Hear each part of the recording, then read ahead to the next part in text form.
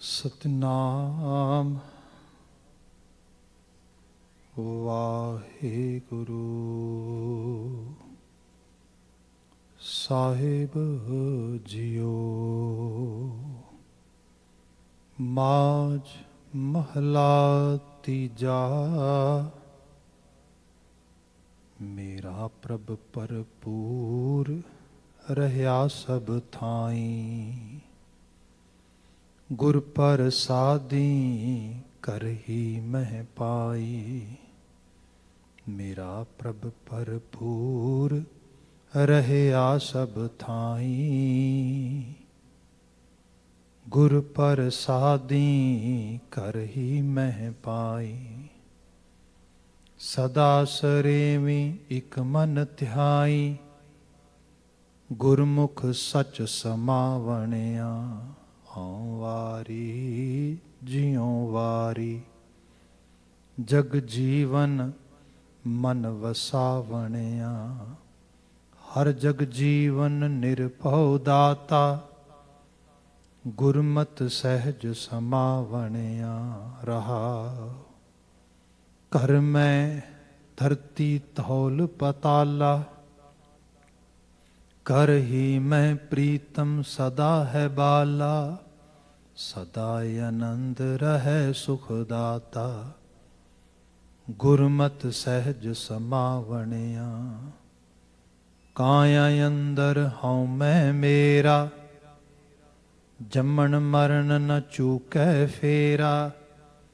ਗੁਰਮੁਖ ਹੋਵੈ ਸੋ ਹਉ ਮੈਂ ਮਾਰੇ, ਸੱਚੋ ਸੱਚ ਧਿਆਵਣਿਆ।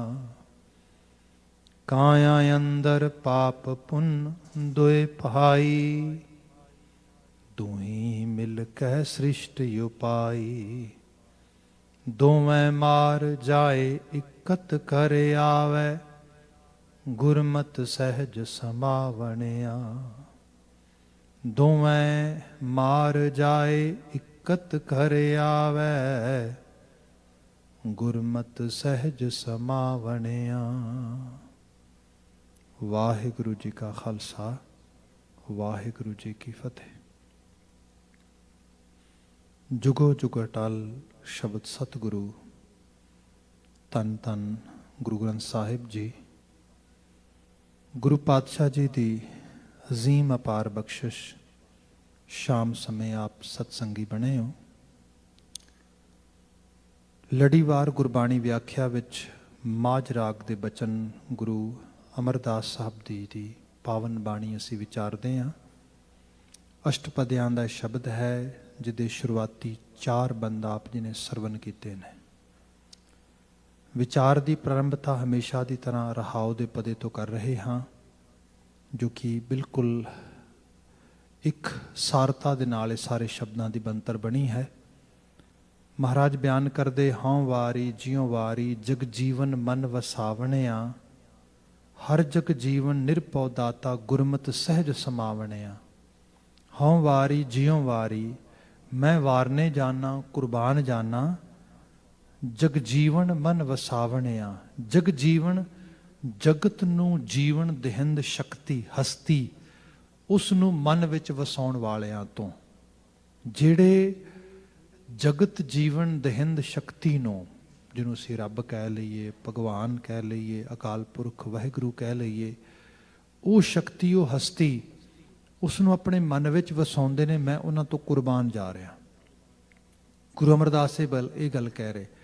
ਪਰ ਜਿਹੜਾ ਇੱਥੇ ਉਸ ਸ਼ਕਤੀ ਨੂੰ, ਉਸ ਹਸਤੀ ਨੂੰ, ਉਸ ਹੋਂਦ ਨੂੰ ਆਈਡੈਂਟੀਫਾਈ ਕਰਨ ਵਾਸਤੇ, ਪਹਿਚਾਨਣ ਵਾਸਤੇ ਲਫ਼ਜ਼ ਲਿਖਿਆ ਹੈਗਾ, ਉਹ ਹੈਗਾ ਜਗ ਜੀਵਨ, ਜਗਤ ਦਾ ਜੀਵਨ।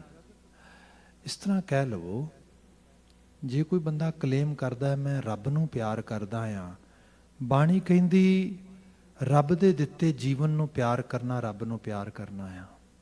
ਵੈਸੇ ਤਾਂ ਰੱਬ ਕਿਸੇ ਨੇ ਨਹੀਂ ਦੇਖਿਆ ਨਾ, ਕੈਸੀ ਸ਼ਕਲ ਹੈ, ਕੈਸਾ ਮੂੰਹ ਹੈ, ਕੈਸਾ ਚਿਹਰਾ ਹੈ। ਉਹਦੇ ਬਾਬਤ ਤੇ ਗੁਰੂ ਨਾਨਕ ਸਾਹਿਬ ਨੇ ਸਾਨੂੰ ਸੋਹਿਲਾ ਸਾਹਿਬ ਦੇ ਇੱਕ ਸ਼ਬਦ ਵਿੱਚ, ਜੋ ਆਰਤੀ ਦੇ ਸਿਰਨਾਮੇ ਵੇਠ ਵੀ ਗੁਰੂ ਗ੍ਰੰਥ ਸਾਹਿਬ ਵਿੱਚ ਆਉਂਦਾ ਆ, ਉਹ 'ਚ ਮਹਾਰਾਜ ਨੇ ਬਿਆਨ ਕਰ ਦਿੱਤਾ ਤਨਾਸਰੀ ਰਾਗ ਦੇ ਵਿੱਚ ਕਿ ਸਹਿਸ ਤਵ ਨੈਣ ਨਨ ਨੈਣ ਹੈ ਤੋਹੇ ਕੋ। ਹਜ਼ਾਰਾਂ ਹਜ਼ਾਰਾਂ ਉਹਦੇ ਨੈਣ ਅੱਖਾਂ ਨੇ, ਇੱਕ ਵੀ ਅੱਖ ਉਹਦੀ ਨਹੀਂ। ਮਤਲਬ ਉਹ ਵਿਦਿਨ ਐਂਡ ਵਿਦਆਊਟ, ਨਿਰਗੁਣ ਹੈ ਸਰਗੁਣ ਹੁੰਦਿਆਂ ਹੋਇਆਂ ਵੀ ਸਭ ਵਿੱਚ ਵਿਦਮਾਨ ਹੈ। ਸੋ ਜੋ ਉਹ ਬਾਤ ਆ, ਉਹਦਾ ਮਾਇਨਾ ਇਹੀ ਹੈ, ਜੀਵਨ ਦੀ ਵੱਡੀ ਤਸਵੀਰ ਨੂੰ ਪਿਆਰ ਕਰਨਾ। ਸਪੋਜ਼ ਹੁਣ ਤੇ ਹਾਲਾਂਕਿ ਮੈਂ ਮਾਫੀ ਮੰਗਦੇ ਲਫ਼ਜ਼ ਕਹਿ ਰਿਹਾ ਵਾਂ ਕਿ ਭਾਵੇਂ ਅਸੀਂ ਕਹਿੰਦੇ ਹਾਂ ਬੜੀ ਅਵੇਅਰਨੈਸ ਆ ਗਈ ਹੈ, ਬੰਦਾ ਬੜਾ ਜਾਗ ਗਿਆ, ਸਭ ਕੁਝ ਹੋ ਗਿਆ ਆ, ਪਰ ਫਿਰ ਵੀ ਜਿਹੜੀ ਜ਼ਿੰਦਗੀ, ਜਿਹੜਾ ਲਾਈਫ ਐਟ ਹੋਲ ਆ, ਪੂਰੇ ਦਾ ਪੂਰਾ ਜਿਹੜਾ ਜੀਵਨ ਪਸਾਰਾ ਆ, ਇਸ ਨੂੰ ਸਪੋਰਟ ਕਰਨ ਦੀ ਬਜਾਏ ਡੈਮੇਜ ਕਰਨ ਤੇ ਬੰਦੇ ਦਾ ਅਮਲ ਜ਼ਿਆਦਾ ਲੱਗ ਰਿਹਾ।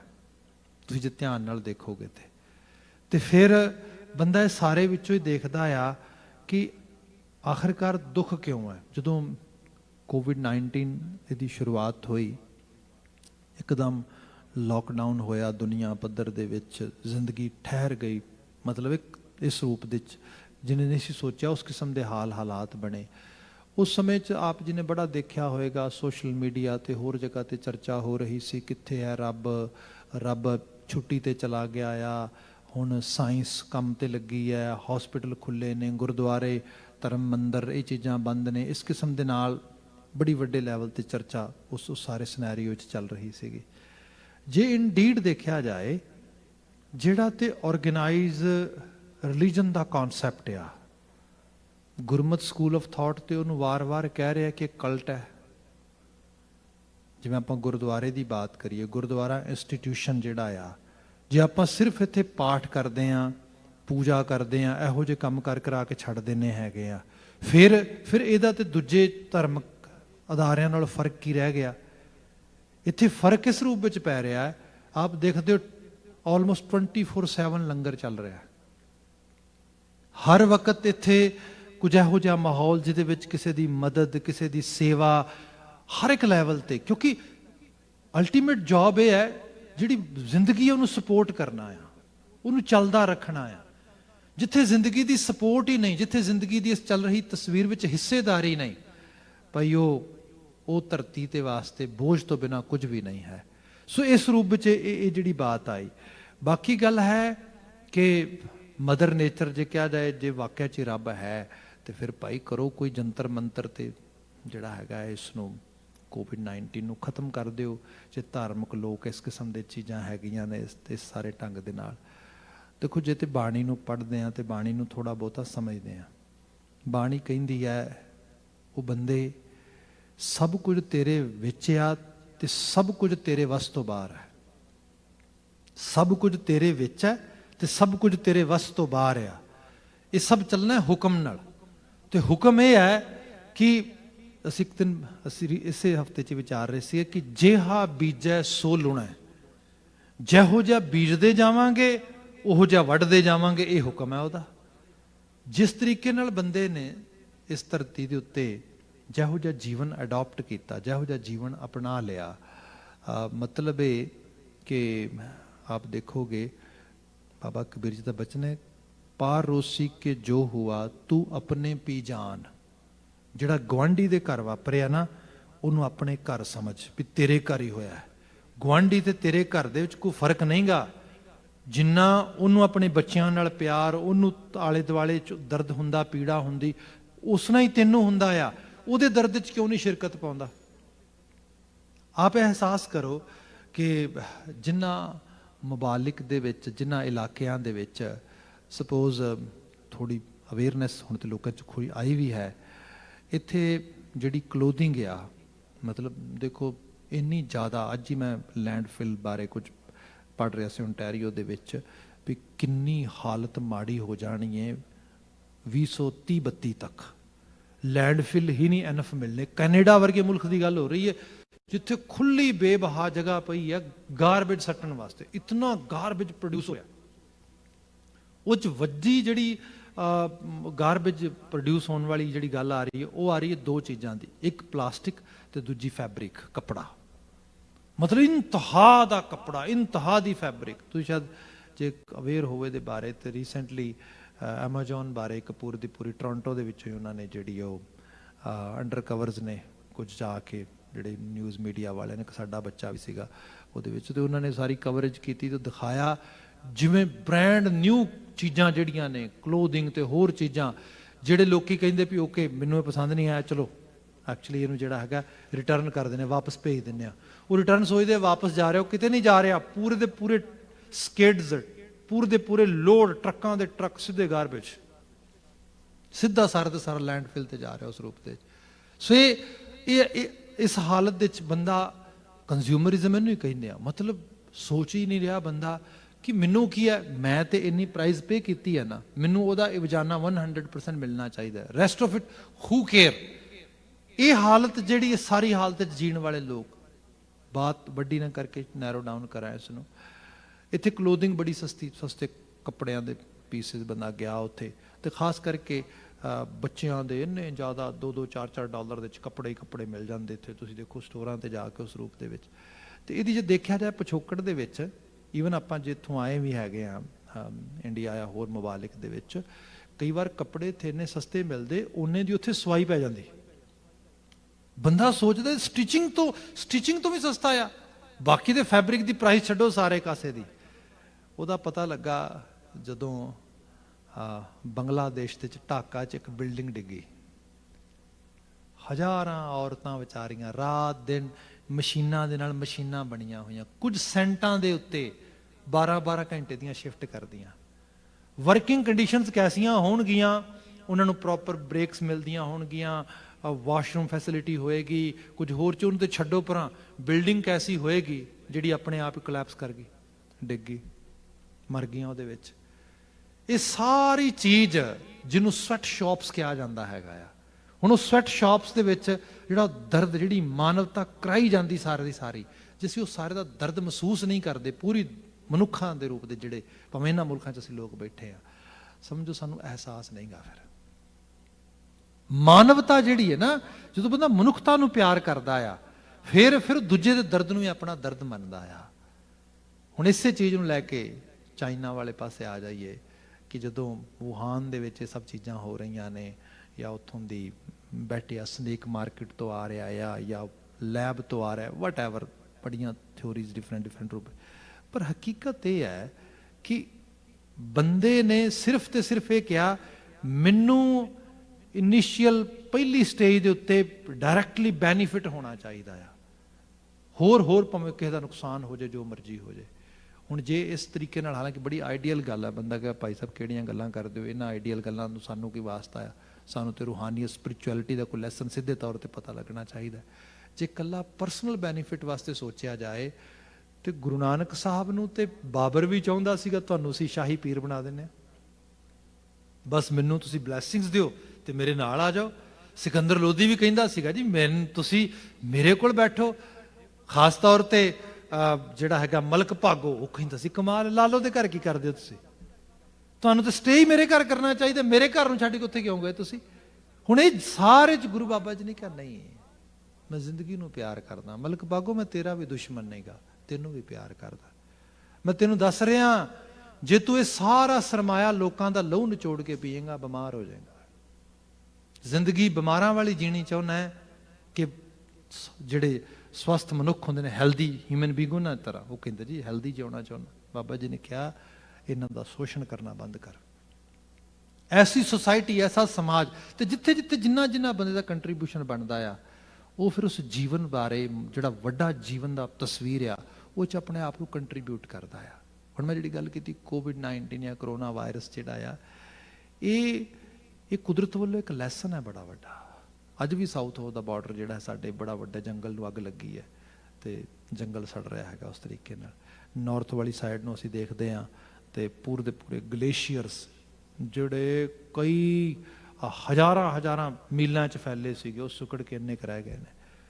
ਤੇ ਸਾਡੇ ਇੱਥੇ ਜਿਹੜਾ ਪੋਲੀਟੀਕਲ ਮਾਡਲ ਆ ਰਿਹਾ ਹੈਗਾ, ਉਹ ਇਹ ਆ ਰਿਹਾ ਕਿ there is no global warming and those kind of things, this is just ਹੌਕਸ।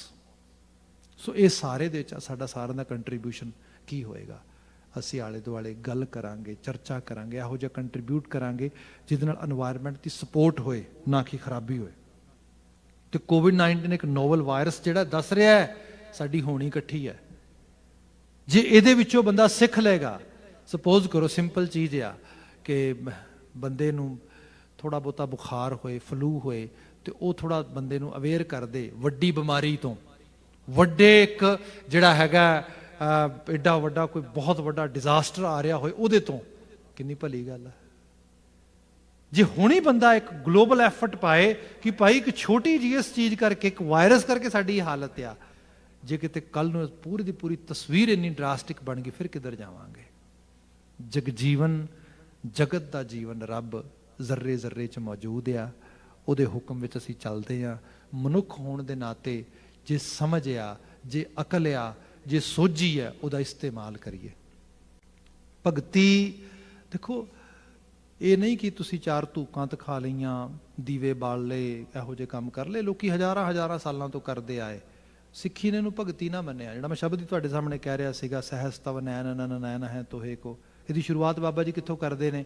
Gagan ਮੈਂ ਥਾਲ ਰਵ ਚੰਦ ਦੀਪਕ ਬਨੇ ਤਾਰਕਾ ਮੰਡਲ ਜਨਕ ਮੋਤੀ। ਬੰਦੇ ਕਿਹੜੇ ਕੰਮ ਲੱਗਾ ਤੂੰ? ਤੇਰੀਆਂ ਟੱਲੀਆਂ ਖੜਕਾਉਣ ਦੀ ਭੁੱਖ ਹੈ ਰੱਬ ਨੂੰ, ਤੇਰੀਆਂ ਧੂਫਾਂ ਤਖਾਣ ਦੀ ਭੁੱਖ ਆ। ਤੂੰ ਇਹ ਜਿਹੜਾ 4 ਮੋਤੀ ਨਹੀਂ ਕਮਾਏਗਾ ਥਾਲਾਂ 'ਚ ਪਾ ਕੇ, ਤੇ ਉਹ ਕਮਾਲ ਕਿਹੜੀਆਂ? ਅਸਲ ਵਿੱਚ ਜਿਹੜਾ ਤੂੰ ਕੰਟਰੀਬਿਊਟ ਕਰਨਾ ਉਹਦੇ ਤੇ ਜ਼ੋਰ ਦੇ, ਉਹਦੇ ਤੇ ਹਿੱਸਾ ਪਾ। ਮਨੁੱਖ ਆ, ਮਨੁੱਖ ਬਣ ਕੇ ਅਵਰਤ, ਮਨੁੱਖਤਾ ਆਪਣੇ ਵਿੱਚੋਂ ਮਰਨ ਨਾ ਦੇ। ਇਹ ਰੱਬ ਦੀ ਭਗਤੀ ਹੈ। ਤੇ ਜਿਸ ਬੰਦੇ ਨੇ ਇਸ ਭਗਤੀ ਵਾਲੇ ਪਾਸੇ ਤੁਰਨਾ ਆ, ਭਗਤ ਫਰੀਦ ਜੀ ਨੇ ਕਿਹਾ ਸੀਗਾ, ਆਪ ਸਵਾਰੈ ਮੈਂ ਮਿਲਾਂ। ਆਪਣੇ ਆਪ ਨੂੰ ਸਵਾਰਨਾ ਸ਼ੁਰੂ ਕਰ।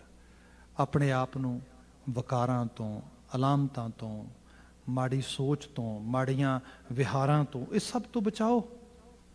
ਇਹ ਸਾਰੇ ਦੇ ਆਪਣੀ ਪਰਸਨਲ ਬੈਟਰਮੈਂਟ ਤੇ ਕੰਮ ਕਰੋ। ਇਹ ਰੱਬ ਦੀ ਭਗਤੀ ਹੈ। ਇਹ ਜਗਜੀਵਨ ਦੀ ਪੂਜਾ ਆ, ਇਹ ਜਗਤ ਜੀਵਨ ਦੀ ਆਰਾਧਨਾ ਆ।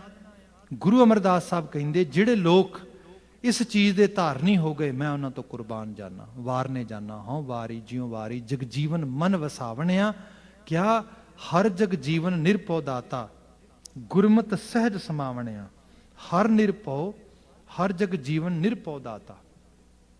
ਬਾਕੀ ਇੱਕ ਚੀਜ਼ ਹੋਰ ਕਿ ਬੰਦੇ ਨੂੰ ਇਸ ਜਗਤ ਜੀਵਨ ਦੇ ਵਿੱਚ ਆਪਣਾ ਕੰਟਰੀਬਿਊਟ ਕਰਨ ਤੋਂ ਜਿਹੜੀ ਚੀਜ਼ ਰੋਕਦੀ ਹੈ ਉਹ ਹੈਗਾ ਡਰ, ਭੈ। ਵੀ ਜੋ ਚੱਲ ਰਿਹਾ ਹੈ ਜਿਸ ਤਰੀਕੇ ਦੇ ਨਾਲ ਵੀ, ਇਹਨੂੰ ਚੱਲਣ ਦਿਓ। ਆਪਾਂ ਨੂੰ ਇਹਦੇ ਬਸ ਇਹਦੇ 'ਚ ਆਪਾਂ ਨੂੰ ਆਪਣੀ ਆਵਾਜ਼ ਵਿੱਚ ਹੀ ਰਲਾਉਣੀ ਚਾਹੀਦੀ ਹੈ। ਜੇ ਗਲਤ ਵੀ ਹੁੰਦਾ ਹੈ ਉਹਦੇ ਖਿਲਾਫ ਆਵਾਜ਼ ਨਹੀਂ ਚੁੱਕਣੀ ਚਾਹੀਦੀ, ਕਿਸੇ ਨੂੰ ਕਹਿਣਾ ਨਹੀਂ ਚਾਹੀਦਾ। ਈਵਨ ਬੰਦਾ ਤੇ ਆਪਣੇ ਆਪ ਨੂੰ ਦੱਸਣ ਲਈ ਤਿਆਰ ਨਹੀਂ ਹੁੰਦਾ ਵੀ you are doing wrong, you know that's not the way you should actually do behavior or you should adopt behavior. no ਤੈਨੂੰ ਉਹਦੇ ਬਾਰੇ ਵੀ ਗੱਲ ਕਰਨ ਲਈ ਤਿਆਰ ਨਹੀਂਗਾ। ਡਰਿਆ ਕਿਤੇ ਜਿਹੜਾ ਆ ਐਸਾ ਨਾ ਹੋਏ ਕਿ ਜਿਸ ਤਰੀਕੇ ਨਾਲ ਚੱਲ ਰਿਹਾ ਇਹਦੇ ਖਿਲਾਫ। ਕਈ ਵਾਰ ਲੋਕ ਕਹਿੰਦੇ ਨੇ ਕਿ ਭਾਈ ਮੈਂ ਤੇ ਆਪਣੇ ਆਪ ਨੂੰ ਜਿਹੜਾ ਹੈਗਾ ਬਸ ਫਲੋ 'ਚ ਜਾਣ ਦੇਣਾ ਵਾ। ਮਹਾਰਾਜ ਕਹਿੰਦੇ, ਜਗਤ ਦਾ ਜੀਵਨ ਦੇਣ ਵਾਲੀ ਕਰਤਾਰੀ ਹਸਤੀ, ਉਹ ਨਿਰਭੈਤਾ ਵੰਡਦੀ ਹੈ, ਉਹ ਭੈ ਰਹਿਤ ਕਰਦੀ ਹੈ। ਜਿਹੜਾ ਬੰਦਾ ਉਹਦੇ ਨਾਲ ਜੁੜਦਾ ਲੱਗਾ ਜਾਂਦਾ, ਉਹਦੇ ਅੰਦਰ ਦੇ ਡਰ ਮੁੱਕਦੇ ਲੱਗੇ ਜਾਂਦੇ। ਜੇ ਤੁਸੀਂ ਡਰ ਵਿੱਚ ਜੀਓਗੇ, ਡਰ ਹੋਰ ਡਰਾਏਗਾ। ਜਿਵੇਂ ਸਪੋਜ਼ ਕਰੋ ਕਿਸੇ ਚੀਜ਼ ਦਾ ਵੀ ਤੁਹਾਨੂੰ, ਤੁਸੀਂ ਫੋਬਿਕ ਹੋ ਕਿਸੇ ਚੀਜ਼ ਤੋਂ, ਕੋਈ ਚੀਜ਼ ਤੁਹਾਨੂੰ ਮਤਲਬ ਕਿਸੇ ਚੀਜ਼ ਤੋਂ ਡਰ ਲੱਗਦਾ ਆ, ਜਿੰਨਾ ਡਰੀ ਜਾਓਗੇ ਓਨਾ ਹੋਰ ਡਰਾਈ ਜਾਏਗੀ, ਹੋਰ ਡਰਾਈ ਜਾਏਗੀ। ਜਿੰਨਾ ਉਹਨੂੰ ਅੰਡਰਸਟੈਂਡ ਕਰੋਗੇ। ਮੈਂ ਇੱਕ ਐਗਜ਼ਾਮਪਲ ਦੇਣਾ ਇੱਕ ਛੋਟੀ ਜਿਹੀ। ਇੱਕ ਵਾਰ ਮੈਂ ਇੱਕ ਅਮਰੀਕਨ ਇੱਕ ਬੰਦੇ ਦੀ ਬੁੱਕ ਪੜ੍ਹ ਰਿਹਾ ਸੀਗਾ। ਐਕਚੁਅਲੀ ਉਹਦੀ ਡਾਕੂਮੈਂਟਰੀ ਦੇਖ ਰਿਹਾ ਸੀ ਉਹਦੇ ਉੱਤੇ, ਉਹਦੀ ਬੁੱਕ ਦੇ ਉੱਤੇ। ਅਤੇ ਉਹਨੇ ਹਿਊਮਨ ਫੀਅਰ 'ਤੇ ਗੱਲ ਕੀਤੀ। ਅਤੇ ਉਹ ਕਹਿੰਦਾ ਕਿ ਗੱਲ ਇਹ ਹੋਈ ਕਿ ਮੈਂ ਫਰੀਕੁਐਂਟ ਟਰੈਵਲਰ ਸੀਗਾ ਯੂਰਪ ਦੇ ਵਿੱਚ, ਨਾਰਥ ਅਮਰੀਕਾ 'ਚ, ਇੱਧਰ ਸਾਰਾ ਅਮਰੀਕਾ 'ਚ ਰਹਿ ਰਿਹਾ ਸੀਗਾ। ਅਚਾਨਕ ਕੀ ਹੋਇਆ ਕਿ ਮੈਨੂੰ ਜਿਹੜਾ ਹੈਗਾ ਪਲੇਨ ਦੇ ਉੱਤੇ ਬੋਰਡ ਕਰਦਿਆਂ ਡਰ ਲੱਗਣ ਲੱਗ ਗਿਆ। ਹੁਣ ਹਾਲਤ ਇਹ ਬਣ ਗਈ ਵੀ ਮੈਂ ਕਈ ਐਸੀਆਂ ਜਿਹੜੀਆਂ ਅਪੋਰਚੁਨਿਟੀਜ਼ ਮੇਰੇ ਕੋਲ ਆਈਆਂ, ਕਿਤੇ ਕੋਈ ਲੈਕਚਰ ਕਰਨ ਵਾਸਤੇ, ਕਿਤੇ ਕੋਈ ਖਾਸ ਕਿਸੇ ਬਿਜ਼ਨਸ ਟ੍ਰਿਪ ਵਾਸਤੇ, ਮੈਂ ਉਹ ਮਿਸ ਕਰਨੀਆਂ ਸ਼ੁਰੂ ਕਰਤੀਆਂ। ਬਿਕੋਜ਼ ਪਹਿਲਾਂ ਤਾਂ ਮੈਂ ਬਹਾਨੇ ਬਣਾਉਣੇ, ਮੇਰੀ ਤਬੀਅਤ ਨਹੀਂ ਠੀਕ, ਮੇਰਾ ਇਸ ਤਰ੍ਹਾਂ ਨਹੀਂ, ਇਸ ਤਰ੍ਹਾਂ ਨਹੀਂ। ਫਿਰ ਅਲਟੀਮੇਟਲੀ ਹੌਲੀ ਹੌਲੀ ਮੈਂ ਆਊਟ ਲਾਊਡ ਬੋਲਣਾ ਵੀ ਸ਼ੁਰੂ ਕਰਤਾ ਵੀ I can not go because I don't want to travel on plane. ਅਤੇ ਕਈ ਵਾਰ ਐਸਾ ਹੋਣਾ ਕਿ ਪਲੇਨ ਦੀ ਜਿਹੜੀ ਹੈਗੀ ਹੈ ਉਹ ਸਾਰੀ ਜਰਨੀ ਹੋਣੀ, ਉਹ ਸਾਰਾ ਟਾਈਮ ਹੋਣਾ ਘੰਟੇ ਦਾ, ਪਰ ਮੈਂ ਉਹਦੀ ਬਜਾਏ 7-8 ਘੰਟੇ ਡਰਾਈਵ ਕਰਕੇ ਜਾਣ ਨੂੰ ਪ੍ਰੈਫਰ ਕਰਨਾ। ਮੁੜ ਕੇ ਤੰਗ ਵੀ ਹੋਣਾ, 8-9 ਘੰਟੇ ਜਾਣ ਲੱਗਿਆ, 7-8 ਘੰਟੇ ਆਉਣ ਲੱਗਿਆ, ਇਸ ਕਿਸਮ ਦੇ ਨਾਲ। ਅਖੀਰ ਬੜਾ ਪਰੇਸ਼ਾਨ ਹੋਇਆ ਵੀ ਕੀਤਾ ਕੀ ਜਾਏ। ਕਹਿੰਦਾ ਵੀ ਕੁਦਰਤੀ ਤੌਰ 'ਤੇ इस अमेरिकन जिस सोसाइटी च मैं रह रहा, मेरे बहुत सारे फ्रेंड ਜਿਹੜੇ ਕੁਝ ਅਮਰੀਕਨ 에ਅਰ ਫੋਰਸ ਤੋਂ ਰਿਟਾਇਰਡ ਪਾਇਲਟ ਸੀਗੇ, ਕੁਝ ਬਾਅਦ ਵਿੱਚ ਯੂਨਾਈਟਿਡ 에ਅਰਲਾਈਨ ਵਿੱਚ, ਕੁਝ ਉਸ ਵਕਤ ਜਿਹੜਾ ਸੀਗਾ ਉਹ ਐਜ਼ ਏ ਪਾਇਲਟ ਜੌਬ ਕਰ ਰਹੇ ਸੀਗੇ। ਮੈਂ ਉਹਨਾਂ ਨਾਲ ਗੱਲ ਕੀਤੀ, ਉਹਨਾਂ ਕਿਹਾ ਦੇਖ ਤੈਨੂੰ ਅਸੀਂ ਪੂਰੀ ਐਜੂਕੇਸ਼ਨ ਦਿੰਦੇ ਹਾਂ, ਚੱਲ ਸਾਡੇ ਕੋਲ ਆ। ਪਹਿਲਾਂ ਉਹਨਾਂ ਕਹਿੰਦੇ ਮੈਨੂੰ ਐਜੂਕੇਟ ਕੀਤਾ ਪੂਰੀ ਦੁਨੀਆ ਦਾ ਡਾਟਾ ਸਾਹਮਣੇ ਪ੍ਰੈਜ਼ੈਂਟ ਕਰਕੇ ਕਿ ਓਕੇ ਪੂਰੀ ਦੁਨੀਆ ਦੇ 'ਚ ਡੈਥ ਰੇਟ ਦੇਖਦੇ ਆ ਵੀ ਪਲੇਨ ਦੇ ਵਿੱਚ ਕਿੰਨੇ ਲੋਕ ਫਰੀਕੁਐਂਟਲੀ ਟਰੈਵਲ ਕਰਦੇ ਤੇ ਉਹਨਾਂ ਦੇ ਮੁਕਾਬਲਤਨ ਕਿੰਨੀ ਡੈਥ ਹੁੰਦੀ। ਡੈਥ ਰੇਟ ਹੁੰਦਾ ਹੈ 0.01%। ਮਤਲਬ 1000 ਪਿੱਛੇ ਮਾਈਨਸ ਕਰਦਿਆਂ ਹੋਇਆ ਕਿਤੇ ਕੋਈ -1000 ਵਿੱਚ ਕੋਈ ਇੱਕ ਅੱਧਾ ਬੰਦਾ ਜਿਹੜਾ ਹੈਗਾ ਉਹਦੀ ਡੈਥ ਹੋਏਗੀ। ਇਹਦੇ ਮੁਕਾਬਲਤਨ ਅਸੀਂ ਜਿਹੜੇ ਪੈਦਲ ਤੁਰਨ ਵਾਲੇ ਨੇ ਉਹਨਾਂ ਦਾ ਡੈਥ ਡਾਟਾ ਕੱਢਦੇ ਆ, ਪੈਦਲ ਰੋਡ ਤੇ ਤੁਰਨ ਵਾਲੇ। ਮਤਲਬ ਈਵਨ ਜਿਹੜੇ ਗੱਡੀ 'ਚ ਰੋਡ ਤੇ ਜਾਂਦੇ ਨੇ ਇਹਨਾਂ ਦਾ ਉਹਦੇ ਮੁਕਾਬਲਤਨ 60% ਜ਼ਿਆਦਾ ਰਿਸਕ ਹੈ ਜਿਹੜਾ ਬੰਦਾ ਰੋਡ ਤੇ ਜਾ ਰਿਹਾ ਉਹਦੇ ਮਰ ਜਾਣ ਦੇ ਜਾਂ ਹੋਰ ਚੀਜ਼ਾਂ ਦੇ, ਟ੍ਰੇਨ 'ਚ ਸਭ ਚੀਜ਼ਾਂ ਦਾ। ਉਹ ਕਹਿੰਦਾ ਕੁਝ ਮਨ ਸੋਲਿਡ ਹੋਇਆ। ਫਿਰ ਉਸਨੇ ਮੈਨੂੰ ਉਹਨਾਂ ਨੇ ਦੱਸਿਆ ਕਿ ਜਿਹੜਾ ਇਹ ਪਲੇਨ ਹੈ ਮਸ਼ੀਨ ਕਿਵੇਂ ਦੀ ਹੈ, ਕਿਵੇਂ ਇਹਨੂੰ ਟੈਸਟ ਕੀਤਾ ਜਾਂਦਾ, ਕਿਵੇਂ ਚੈੱਕ ਕੀਤਾ ਜਾਂਦਾ, ਇਹ ਕਿੰਨੇ ਐਲਟੀਟਿਊਡ ਤੇ ਜਾ ਕੇ ਇੱਕਦਮ ਇੰਜਨ ਫੇਲ ਵੀ ਹੋ ਜਾਏ, ਥੱਲੇ ਡਿੱਗ ਜੇ ਤੇ ਤਾਂ ਵੀ ਇਹਦੇ ਜਿਹੜਾ ਹੈਗਾ ਬਚਣ ਦੇ ਆਸਾਰ ਹੁੰਦੇ ਨੇ। ਇਹ ਹਰ ਚੀਜ਼ ਸਮਝਾਈ। ਕਿਤੇ ਜਿਵੇਂ ਜਿਵੇਂ ਮੈਂ ਨੌਲੇਜ ਗ੍ਰੈਬ ਕਰਦਾ ਗਿਆ, ਫਿਰ ਮੈਨੂੰ ਬਕਾਇਦਾ ਤੌਰ ਤੇ ਉਹਨਾਂ ਨੇ ਨਾਲ ਟਰੈਵਲ ਕਰਕੇ ਮੈਨੂੰ ਉਸ ਐਲਟੀਟਿਊਡ ਤੇ ਲਿਜਾ ਕੇ ਪੂਰੀ ਜਿਹੜੀ ਵੈਦਰ ਟਰਬੂਲੈਂਸ ਹੁੰਦੀ ਹੈ ਸਾਰਿਆਂ ਦੇ ਵਿੱਚੋਂ ਕੱਢਿਆ। ਕਹਿੰਦੇ ਸਮਾਂ ਤੇ ਲੱਗਾ ਪਰ ਹਕੀਕਤ ਇਹ ਹੈ ਮੈਂ ਉਸ ਜਗ੍ਹਾ ਤੇ ਆ ਗਿਆ ਜਿੱਥੇ ਸ਼ਾਇਦ ਮੈਂ ਪਹਿਲਾਂ ਵੀ ਨਹੀਂ ਸੀਗਾ। ਹੁਣ ਮੈਂ ਫਰੀਕੁਐਂਟਲੀ ਦੁਬਾਰਾ ਟਰੈਵਲ ਕਰਦਾ ਹਾਂ, I have no issue. Even ਮੈਂ ਹੋਰ ਲੋਕਾਂ ਨੂੰ ਦੱਸਦਾ ਵੀ ਡੋਂਟ ਵਰੀ, ਇਹ ਚੀਜ਼ਾਂ ਤੋਂ ਘਬਰਾਉਣ ਦੀ ਲੋੜ ਨਹੀਂ ਹੈ। ਐਡਾ ਵੱਡਾ ਗੁਰੂ ਗ੍ਰੰਥ ਸਾਹਿਬ ਲਿਖਿਆ ਗੁਰੂ ਮਹਾਰਾਜ ਜੀ ਨੇ 1430 ਅੰਗ ਦੇ ਵਿੱਚ, ਸ਼ਬਦਾਂ ਦੇ ਸ਼ਬਦ, ਹਜ਼ਾਰਾਂ ਸ਼ਬਦ ਕਾਹਦੇ ਵਾਸਤੇ ਲਿਖੇ? ਸਾਡੇ ਮਨ ਦੇ ਡਰ ਨੂੰ ਦੂਰ ਕਰਨ ਵਾਸਤੇ। ਜਿਹੜੀ ਚੀਜ਼ ਦਾ ਸਾਨੂੰ ਡਰ ਆ ਮੈਂ ਸੱਚ ਬੋਲਾਂਗਾ ਗੜਬੜ ਹੋ ਜਾਏਗੀ, ਬਾਬਾ ਜੀ ਨੇ ਸਮਝਾਇਆ ਨਾ ਬੋਲੀਐ ਸੱਚ ਧਰਮ ਝੂਠ ਨਾ ਬੋਲੀਐ, ਜੋ ਗੁਰੂ ਦੱਸੈ ਵਾਟ ਮੁਰੀਦਾਂ ਜੋਲੀਐ। ਇਸ ਰਾਹ ਤੇ ਤੁਰਦਿਆਂ ਮਰ ਵੀ ਜਾਣਾ ਪਏ ਨਾ ਤਾਂ ਵੀ ਸੱਚ ਦਾ ਨਹੀਂ ਛੱਡਣਾ। ਮਹਾਰਾਜ ਨੁਕਸਾਨ ਸਾਹਿਬ ਕਹਿੰਦੇ ਕੋਈ ਨੁਕਸਾਨ ਨਹੀਂ, ਸੱਚ ਦੇ ਰਾਹ ਤੇ ਕੱਲ ਵੀ ਭਲਾ ਹੈ, ਅੱਜ ਵੀ ਭਲਾ, ਆਉਂਦੇ ਕੱਲ ਵੀ ਭਲਾ ਹੈ। ਬੰਦਾ ਡਰਦਾ ਆ ਵੀ ਜੇ ਕਿਤੇ ਮੈਂ ਸਪੋਜ਼ ਕਰੋ ਨਾ, ਸਾਡੇ ਜਿਹੜਾ ਪੀਅਰ ਪ੍ਰੈਸ਼ਰ ਹੁੰਦਾ ਆ, ਬੱਚਿਆਂ ਨੂੰ ਅਸੀਂ ਬੜਾ ਕਹਿੰਦੇ ਆ ਪੀਅਰ ਪ੍ਰੈਸ਼ਰ 'ਚ ਨਹੀਂ ਜੀਣਾ ਚਾਹੀਦਾ ਆਲੇ ਦੁਆਲੇ। ਠੀਕ ਹੈ ਜੀ, ਬੱਚਿਆਂ ਨੂੰ ਤਾਂ ਗੱਲ ਅਸੀਂ ਕਹਿ ਲਏ, ਆਪਣੀ ਹਾਲਤ ਦੇਖੀਏ ਕੀ ਹੈ। ਸਾਡਾ ਸਾਰਾ ਪੀਅਰ ਪ੍ਰੈਸ਼ਰ ਹੀ ਹੈ।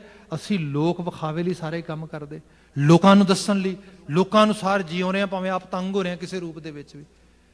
ਮੈਨੂੰ ਹੋਰ ਇੱਕ ਸਿੰਪਲ ਐਗਜ਼ਾਮਪਲ ਕਰਦਾ, ਜਿਹੜਾ ਬਚਨ ਮਹਾਰਾਜ ਦਾ ਇੱਕ ਵਾਰ ਫਿਰ ਦੁਹਰਾ ਦਿੰਨਾ। ਸਾਹਿਬ ਦਾ ਜ਼ਿਕਰ ਕਰਦੇ ਕਿ ਮੈਂ ਵਾਰਨੇ ਜਾਣਾ, ਗੁਰੂ ਅਮਰਦਾਸ ਸਾਹਿਬ ਕਹਿੰਦੇ ਹਰ ਜਗ ਜੀਵਨ ਨਿਰਭਉ ਦਾਤਾ ਗੁਰਮਤਿ ਸਹਿਜ ਸਮਾਵਣਿਆ ਰਹਾਓ। ਹਰ ਜਗ ਜੀਵਨ ਨਿਰਭਉ ਦਾਤਾ। ਮੇਰੇ ਕੋਲ ਇੱਥੇ ਕਾਫੀ ਸਾਲ ਪਹਿਲਾਂ ਦੀ ਗੱਲ ਹੈ, ਕੇਸ ਆਇਆ, ਬੱਚਾ ਸੀਗਾ, ਉਹਦੀ ਬੁਲਿੰਗ ਹੋਈ ਤੇ ਸ਼ੁਰੂ 'ਚ ਤੇ ਪਤਾ ਨਹੀਂ ਲੱਗਾ ਤੇ ਬੁਲਿੰਗ ਉਹਦੀ ਹੋਈ ਪਲੇਗਰਾਊਂਡ ਤੇ। ਐਕਚੁਅਲੀ ਕੋਈ ਸਪੋਰਟਸ ਖੇਡਦਾ ਸੀਗਾ ਤਾਂ ਸਪੋਰਟਸ ਜਿਹੜਾ ਗਰੁੱਪ ਸੀਗਾ ਜਿਹੜੇ ਉਹਦੇ ਨਾਲ ਪਲੇ ਕਰਨ ਵਾਲੇ ਸੀਗੇ ਉਹਨਾਂ ਨੇ ਪਹਿਲਾਂ ਟੀਜ਼ ਕਰਨਾ ਸ਼ੁਰੂ ਕੀਤਾ, ਫਿਰ ਹੌਲੀ ਹੌਲੀ ਫਿਜ਼ੀਕਲੀ ਤੇ ਵਰਬਲ ਤੋਂ ਫਿਜ਼ੀਕਲ ਹੋ ਗਏ ਤੇ ਬੁਲਿੰਗ ਹੋਈ ਕਾਫੀ ਜ਼ਿਆਦਾ। ਤੇ ਕਿਉਂਕਿ ਉਹਨੇ ਅਲਾਓ ਕੀਤਾ ਉਹਨਾਂ ਨੂੰ ਕਰਨ ਵਾਸਤੇ, ਉਹ ਡਰ ਗਿਆ ਤੇ ਉਹ ਕਰਦੇ ਗਏ।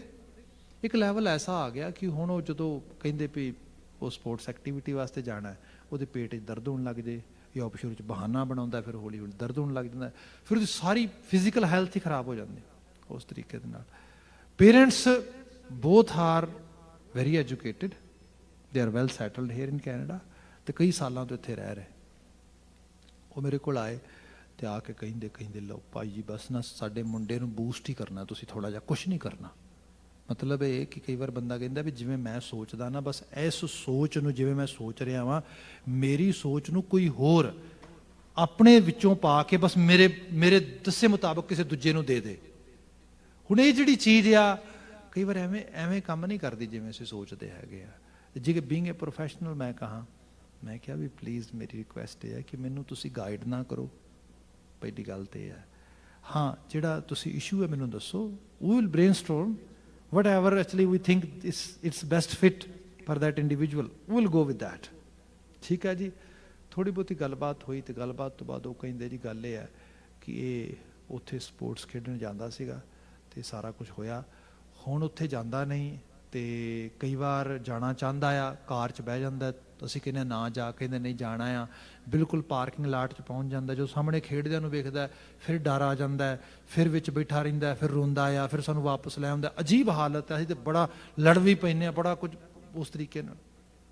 ਠੀਕ ਹੈ ਜੀ, ਪ੍ਰੋਬਲਮ ਹੈ। ਇਹਦਾ ਸੋਲਿਊਸ਼ਨ ਕੀ ਹੈ ਤੁਹਾਡੇ ਕੋਲ, ਜਿਹੜਾ ਤੁਸੀਂ ਕਹਿੰਦੇ ਮੇਰੇ ਜ਼ਰੀਏ ਤੁਸੀਂ ਬੂਸਟ ਕਰਨਾ ਚਾਹੁੰਦੇ? ਸੋਲਿਊਸ਼ਨ ਇਹ ਅਸੀਂ ਇਹਨੂੰ ਕਹਿੰਦੇ ਹਾਂ ਵੀ ਇਹ ਕੋਈ ਇੱਕ ਸਪੋਰਟਸ ਐਕਟੀਵਿਟੀ ਥੋੜਾ, ਦੇਰ ਸੋ ਮੈਨੀ other sports, let's try any other sports. ਕਿਹੜਾ ਦੁਨੀਆ ਖਤਮ ਹੋ ਗਈ, ਆਪਾਂ ਕੋਈ ਹੋਰ ਸਪੋਰਟਸ ਐਕਟੀਵਿਟੀ ਕਰ ਲੈਂਦੇ ਹਾਂ ਇਸ ਤਰੀਕੇ ਨਾਲ। ਇਹੋ ਜਿਹੀ ਬਾਤ ਕੀਤੀ। ਮੈਂ ਕਿਹਾ ਠੀਕ ਹੈ। ਮੈਂ ਉਹਨਾਂ ਨੂੰ ਪੁੱਛਿਆ ਕਿ ਤੁਸੀਂ ਆਪਣੇ ਬਾਰੇ ਦੱਸੋ ਕੁਛ ਮੈਨੂੰ। ਉਹ ਕਹਿਣ ਲੱਗੇ ਜੀ ਦੋਨੋਂ ਜੀ ਪੜ੍ਹੇ ਲਿਖੇ ਨੇ, ਇੱਥੇ ਬਿਜ਼ਨਸ ਕਰਦੇ ਨੇ ਕੋਈ, ਅਤੇ ਹਾਂ ਬਿਜ਼ਨਸ ਜਿਹੜਾ ਹੈਗਾ, ਜਿਹੜਾ ਫਾਦਰ ਆ ਉਹਦਾ ਡਰਾਈਵਿੰਗ ਰਿਲੇਟਿਡ ਹੈ ਬਿਜ਼ਨਸ ਹੈ ਆਪਣਾ, ਟਰਾਂਸਪੋਰਟੇਸ਼ਨ ਦੇ ਵਿੱਚ। ਅਤੇ ਮੈਨੂੰ ਉਹਨੇ ਦੱਸਿਆ ਮੇਰੀ ਐਜੂਕੇਸ਼ਨ ਹੈਗੀ ਹੈ ਫਾਰਮਾਸਿਸਟ ਸਾਈਡ ਤੋਂ, ਪਰ ਮੈਂ ਉਹਨੂੰ ਇੱਥੇ ਕੰਟੀਨਿਊ ਨਹੀਂ ਕੀਤਾ।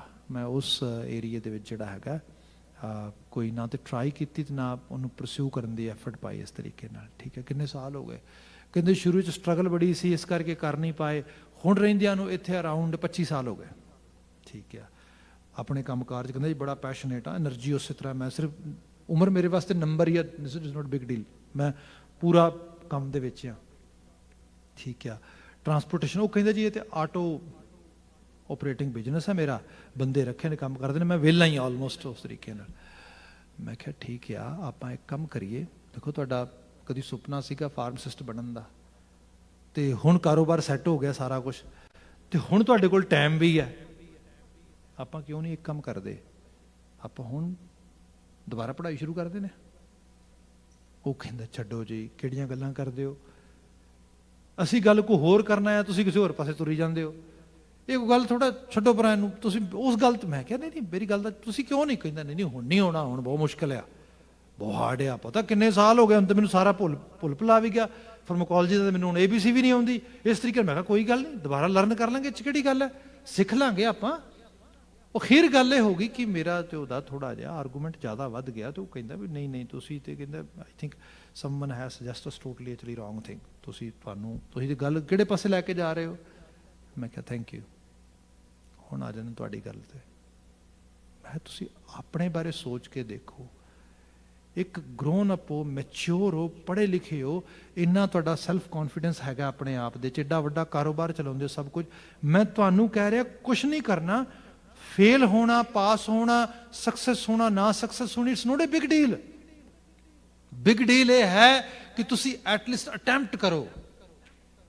ਤੁਸੀਂ ਇਹਦੇ ਵਾਸਤੇ ਤਿਆਰ ਨਹੀਂ ਹੈਗੇ, ਇਹ ਤੇ ਬੱਚਾ ਆ ਛੋਟਾ ਜਿਹਾ, ਇਹਨੂੰ ਤੇ ਬਾਹਰਲੀ ਦੁਨੀਆ ਜਿੱਥੇ ਇਹ ਚਾਹਿਆ ਇਹਨੇ ਥੋੜਾ ਬਹੁਤਾ ਕਰਨਾ, ਉੱਥੇ ਫੇਲ ਹੋ ਗਿਆ, ਬਾਹਰਲੀ ਦੁਨੀਆ ਤੇ ਵੱਧ ਡਰਾਏਗੀ ਇਹਨੂੰ ਹੋਰ ਜ਼ਿਆਦਾ। ਤੁਸੀਂ ਇਹਦੇ ਸ਼ੂਜ਼ ਵਿੱਚ ਖੜੇ ਹੋ ਕੇ ਦੇਖੋ ਮਾੜਾ ਜਿਹਾ। ਐਕਚੁਅਲ ਲੈਵਲ ਤੇ ਬੰਦਾ ਦੂਸਰੇ ਨੂੰ ਬੜੀ ਜਲਦੀ ਕਹਿ ਦਿੰਦਾ ਆ, ਆਪ ਕਦੀ ਸੋਚ ਕੇ ਦੇਖੋ। ਹੁਣ ਜਿਹੜੀ ਗੱਲ ਆ ਡਰ, ਦੇਖੋ ਗੁਰੂ ਸਾਹਿਬ ਨੇ ਰਾਜਿਆਂ ਦੇ, ਬਾਦਸ਼ਾਹਾਂ ਦੇ, ਅਮੀਰਾਂ ਦੇ, ਖੂੰਖਾਰ ਤੋਂ ਖੂੰਖਾਰ ਜ਼ਾਲਮਾਂ ਦੇ ਸਾਹਮਣੇ ਖੜੇ ਹੋ ਕੇ ਨਿਡਰਤਾ ਨਾਲ ਵਿਹਾਰ ਕੀਤਾ, ਮਨੁੱਖਤਾ ਨੂੰ ਦੱਸਿਆ ਘਬਰਾਉਣ ਦੀ ਲੋੜ ਨਹੀਂ, ਸੱਚ ਤੇ ਪਹਿਰਾ ਦਿੱਤਾ ਜਾ ਸਕਦਾ, ਤੁਹਾਡਾ ਬਾਬਾ ਦੇ ਰਿਹਾ ਹੈਗਾ, ਤੁਹਾਨੂੰ ਡਰਨ ਦੀ ਲੋੜ ਨਹੀਂ ਹੈ। ਇੱਥੋਂ ਡਰ ਦੂਰ ਹੁੰਦਾ ਹੈ। ਅਸੀਂ ਆਪਣਾ ਗੁਰੂ ਇਤਿਹਾਸ ਪੜ੍ਹੀਏ, ਆਪਣੀ ਸਿੱਖ ਤਵਾਰੀਖ ਪੜ੍ਹੀਏ, ਗੁਰਬਾਣੀ ਪੜ੍ਹੀਏ, ਸਾਡਾ ਮਨ ਮੰਡਲ ਉੱਚਾ ਹੋਏਗਾ, ਇੱਥੋਂ ਚੀਜ਼ ਆਏਗੀ। ਤੇ ਜੇ ਡਰਦੇ ਰਵਾਂਗੇ ਹਰ ਚੀਜ਼ ਤੋਂ, ਕੋਈ ਬਾਤ ਕਰਦਾ, ਸਭ ਤੋਂ ਵੱਡਾ ਡਰ ਹੁੰਦਾ ਹੈ ਜਿਹੜੇ ਬੰਦੇ ਨੂੰ ਕਈ ਵਾਰ ਕੋਈ ਹੈਬਿਟਸ ਆ ਜਾਂਦੀਆਂ ਨੇ, ਆਦਤਾਂ ਆ ਜਾਂਦੀਆਂ ਨੇ, ਜਿਹੜੀਆਂ ਜ਼ਿੰਦਗੀ ਨੂੰ ਲਗਾਤਾਰ ਜਿਹੜਾ ਹੈਗਾ ਦੇ ਜਸਟ ਲੀਡ ਟੂਵਰਡ ਦਾ ਹੈਲ, ਉਹ ਫਨਾਹ ਕਰਨ ਵਾਲੇ ਪਾਸੇ ਲਈ ਜਾਂਦੀਆਂ ਨੇ। ਬੰਦਾ ਸਹੀ ਸੋਚ ਜਾਂਦਾ, ਮੇਰੇ ਕੋਲ ਸੈਲਫ ਕੰਟਰੋਲ ਨਹੀਂ ਹੈਗਾ, ਮੈਂ ਕਰ ਨਹੀਂ ਪਾਵਾਂਗਾ, ਮੈਂ ਰੋਕ ਨਹੀਂ ਪਾਵਾਂਗਾ। ਮੈਂ ਭਾਈ ਗੱਲ ਇਹ ਹੈ, ਜਗਤ ਦੇ ਜੀਵਨ ਦੇਣ ਵਾਲੇ ਅਕਾਲ ਪੁਰਖ ਵਾਹਿਗੁਰੂ ਵਾਲੇ ਪਾਸੇ ਧਿਆਨ ਕਰ। ਇਹੋ ਜਿਹਾ ਗਿਆਨ, ਇਹੋ ਜਿਹੀ ਸੋਝੀ, ਇਹੋ ਜਿਹਾ ਉਪਦੇਸ਼, ਇਹਨਾਂ ਚੀਜ਼ਾਂ ਨੂੰ ਪੜ੍ਹ ਸਮਝ, ਵਾਰ-ਵਾਰ ਆਪਣੇ ਆਪ ਵਿੱਚ ਲੈ ਕੇ ਆ। ਇੱਕ ਦਿਨ ਐਸਾ ਆਵੇਗਾ ਉਸ ਡਰ ਚੋਂ ਬਾਹਰ ਆ ਜਾਏਗਾ। ਇਹ ਹੈ ਜਗਤ ਜੀਵਨ ਦੀ ਅਸਲ ਆਸਥਾ। ਇਹੋ ਜੀ ਸੋਚ ਸਮਝ ਗਿਆਨ ਨੂੰ ਆਪਣੇ ਅੰਦਰ, ਇਹਨੂੰ ਗੁਰੂ ਮਹਾਰਾਜ ਦੀ ਬਾਣੀ 'ਚ ਭਗਤ ਫਰੀਦ ਜੀ ਨੇ ਕਿਹਾ ਸੀਗਾ, ਫਰੀਦਾ ਆਪ ਸਵਾਰੈ ਮੈਂ ਮਿਲੈ। ਇਹ ਸਵਾਰ ਆਪਣਾ ਆਪਾ, ਫਿਰ ਤੇਰੀ ਅਸਲ ਮੈਂ, ਅਸਲ ਤੇਰੀ ਹੋਂਦ, ਤੈਨੂੰ ਹੂ ਯੂ ਆਰ ਤੈਨੂੰ ਸਮਝ ਆਵੇਗਾ। ਉੱਥੇ ਜਾ ਕੇ ਸਾਹਿਬ ਨੇ ਕਿਹਾ ਫਿਰ ਜਿਹੜੇ ਇਹ ਲੋਕ ਨੇ ਜਿਹੜੇ ਇਸ ਕਿਸਮ ਦਾ ਜੀਵਨ ਜੀਣ ਲਈ ਤਿਆਰ ਹੋ ਜਾਂਦੇ ਨੇ, ਹਰ ਜਗ ਜੀਵਨ ਨਿਰਭਉ ਦਾਤਾ, ਜਿਹੜੇ ਉਸ ਨਿਰਭਉ ਦਾਤੇ ਨਾਲ ਸਾਂਝ ਪਾ ਲੈਂਦੇ, ਗੁਰਮਤਿ ਸਹਿਜ ਸਮਾਵਣੇ ਆ, ਕਿਉਂਕਿ ਗੁਰੂ ਕੀ ਮੱਤ ਆ ਜਾਂਦੀ, ਸਹਿਜ ਸੁਭਾਏ ਆਤਮਿਕ ਅਡੋਲਤਾ ਦੇ ਉਸ ਰਾਹ ਦੇ ਉੱਤੇ ਆਪਣੇ ਆਪ ਫਿਰ ਉਹ ਤੁਰਦੇ ਲਗੇ ਜਾਂਦੇ, ਆਪਣੇ ਆਪ ਉਹ ਸਹਿਜ ਅਵਸਥਾ ਵਾਲੇ ਪਾਸੇ ਉਹਨਾਂ ਦਾ ਚਲਨ ਹੋ ਜਾਂਦਾ। ਬਾਕੀ ਸ਼ਬਦ ਦੇ ਵਿੱਚ ਇਹਦੀ ਫਰਦਰ ਵਿਆਖਿਆ ਹੈਗੀ ਹੈ, ਜਿਹਦੇ ਬਾਬਤ ਗੱਲ ਆਉਂਦੇ ਕੱਲ ਕਰਾਂਗੇ। ਅੱਜ ਵਾਸਤੇ ਇੱਥੇ ਸਮਾਪਤੀ। ਸਭ ਪ੍ਰੇਮ ਕਹਿ ਦੇਣਾ ਜੀ। ਵਾਹਿਗੁਰੂ ਜੀ ਕਾ ਖਾਲਸਾ, ਵਾਹਿਗੁਰੂ ਜੀ ਕੀ ਫਤਿਹ।